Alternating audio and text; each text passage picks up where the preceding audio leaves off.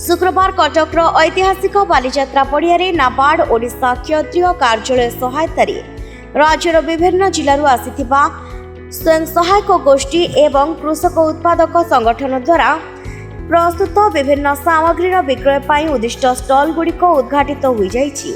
नाबार्ड कटकर जिला उन्नयन अधिकारी श्रीमती पक्षिमा परिडा संयोजन आयोजित उद्घाटन उत्सव में मुख्य अतिथि भाव आरबीआई आंचलिक निर्देशक डॉक्टर शारदा प्रसाद महांती योगदान करथिले।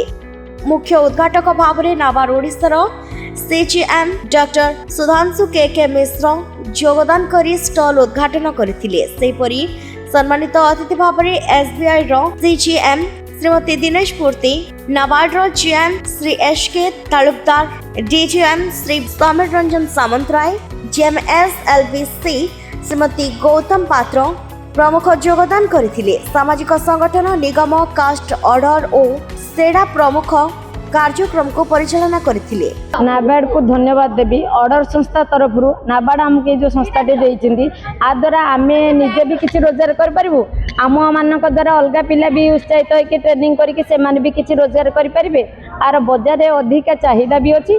धीरे धीरे एटा को आमे ओडिसा रे स्प्रेड करिया पई चाहिए। आज जारी यात्रा स्टॉल आछि मार्केट रे केमिति कोन आर चाहिदा आमे जानिनु। फर्स्ट टाइम आज आसीछु, एटा देखिला परे आगु केटा प्रोग्रेस करियो बोली आमे आशा रखिछु। धन्यवाद नाबार्ड। डॉक्टर समीर रंजन सामंतरा मो नाबार्ड बर्तमान ये आमर रिजनल ऑफिस रे काम करुच्ची। आमर ये जो भाईचारा सहर जो कटक रे आमे प्रति वर्ष बालीजात्रा रे आमे जो माने सब गाँ गहली रे जो माने सब किछि काम उत्पादन करूछंती, से फार्म सेक्टर हो कि ऑफ फार्म सेक्टर हो, से प्रोडक्ट गुड़ाक तार मार्केटिंग पई आमे बालीजात्रा रे ए वर्ष 65 स्टॉल टाकू आमे स्पॉन्सर करिजु। एथिरे सब डिस्ट्रिक्ट रो गोटे दीटा एपीओ रो जमान तांगर जहा प्रोडक्शन अच्छी से सब आसचंती।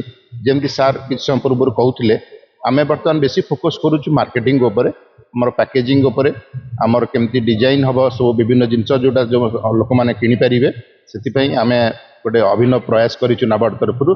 आ ये अभिनव प्रयास आगु जारी रहिबो। कटकरू राधाकांत दास को रिपोर्ट, जेहेवा न्यूज।